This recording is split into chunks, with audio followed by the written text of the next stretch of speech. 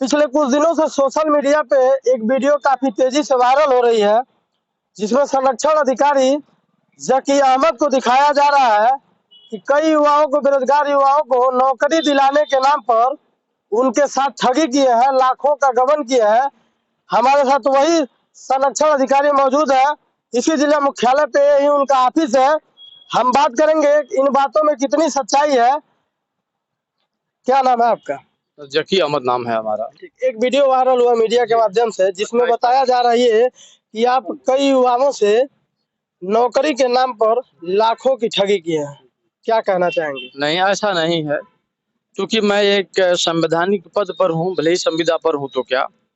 मामला यह है कि आज के 5 साल पहले एक विजय मध्यसिया खूटा के रहने वाले हैं, वो हमारे पास आए और कहने लगे कि हमारे पास कुछ जगह है और आपके पास अगर कुछ लड़के हों तो हम नौकरी लगवा देंगे। इसके लिए कई लोग गवाह हैं।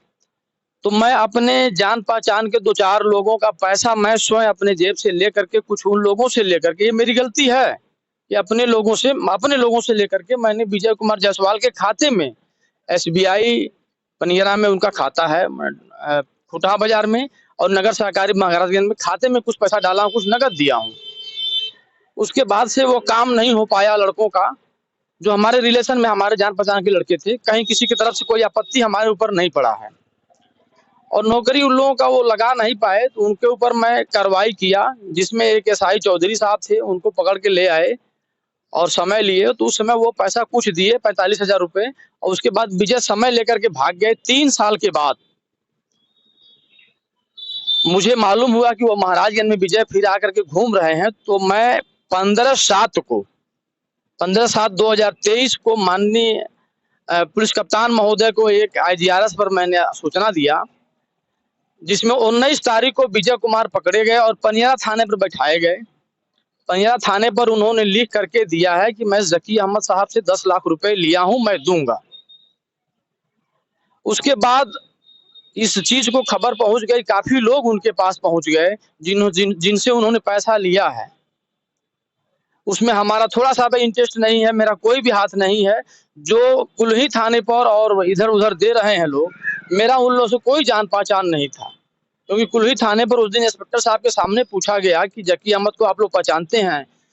तो 2 दरखास्त देने वाला व्यक्ति था, उसने कहा कि नहीं साहब, हम नहीं पहचान रहे हैं। उसमें जिसको उसने दरखास्त दिया था कुल्ही थाने पर, रामेश्वर नाम के नाम से दिया था। रामेश्वर चूंकि हमारे पास, हमारे घर बना था, वो काम करता था हमारे पास, उसको वह जान रहा था। बस यही बात है। वो आपस में दोनों लोग सुलह कर लिए हैं।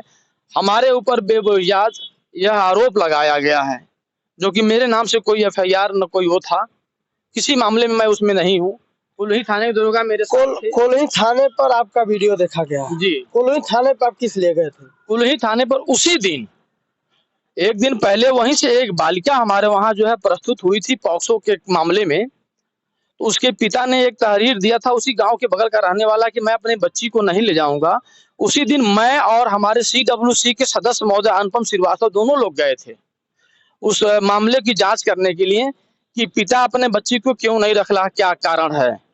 और उस बच्ची को उसी दिन ऑर्डर करके हमारे पीठ द्वारा उसको बलिया भेजा गया। मैं उसी के जांच में गया था जिसमें यह मामला आया, और मैं वहां उस मामले में मुझे आरोप लगाया गया, ये सब बातें किया गया, मुझे फंसाया जा रहा है।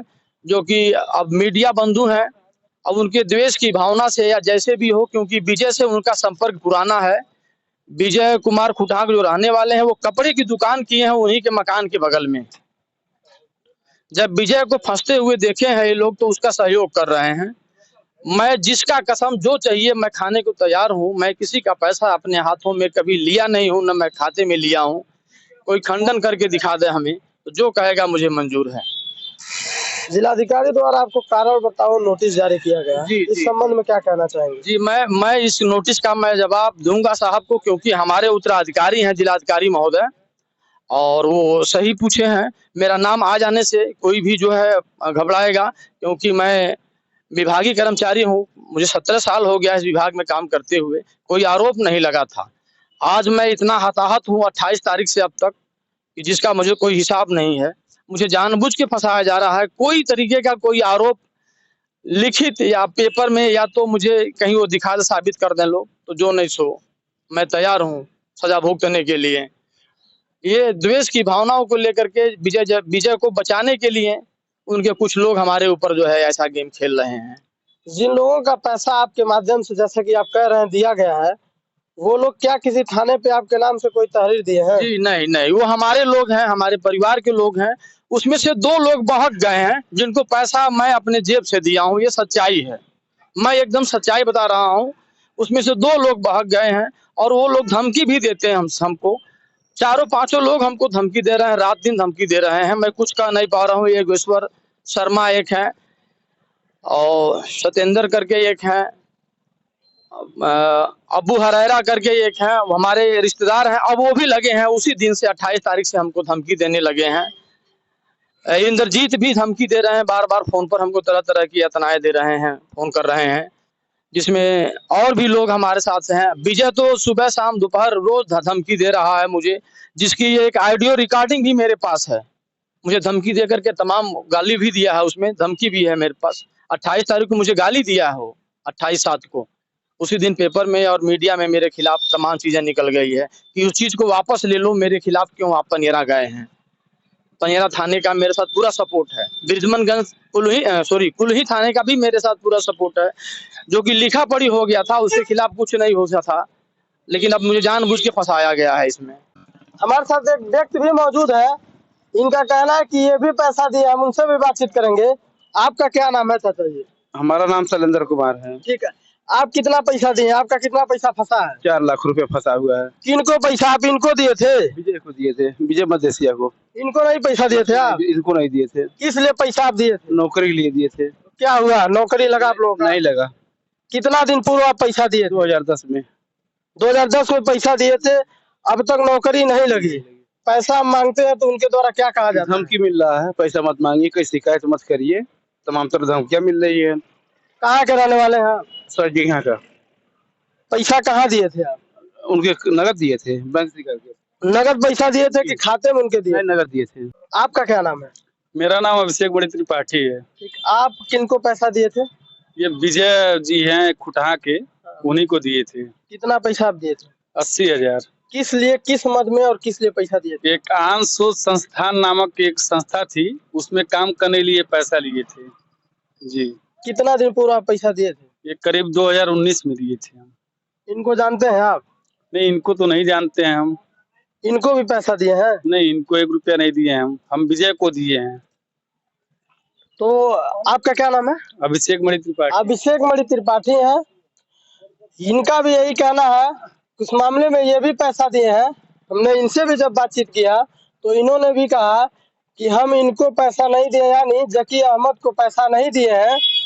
जबकि वीडियो काफी तेजी से वायरल हो रहा था कि संरक्षण अधिकारी जकी अहमद को पैसा दिया गया है, ये युवाओं को नौकरी देने के नाम पे लाखों की ठगी किए हैं। जबकि जिन लोगों का पैसा दिया गया उन लोगों से हमने जब बातचीत किया मौके से, तो ये पता चला कि जकी अहमद को ना दे करके ये लोग किसी अन्य लोगों को पैसा दिए हैं, जो कि हमारे साथ 2 लोग वर्तमान में मौजूद भी है। हमने इन लोगों से बात भी किया। तो अब देखना यह है कि महाराजगंज प्रशासन द्वारा किस प्रकार की जांच की जाती है, और जांच करने के उपरांत मेरे साथ 2 लोगों ने और पैसा दिया था, छोटे लाल चौधरी, अवधेश और नन्हे। आप लोगों ने भी। वो लोग कहाँ के रहने वाले हैं? यही पडरौना क्षेत्र के हैं लोग रहने वाले। पडरौना के रहने वाले हैं। वो लोग किनको पैसा दिए थे? वही विजय को दिए हैं। तो इनका कहना है कि इनके साथ 3 अन्य लोग भी हैं, उन्होंने भी पैसा दिया था। अब देखना यह है कि मामले में किस प्रकार से महाराजगंज प्रशासन जांच पड़ताल करती है, और जांच पड़ताल के उपरांत पाए जाने वाले दोषियों के खिलाफ कैसी कार्रवाई करती है। UPG news Maharajganj.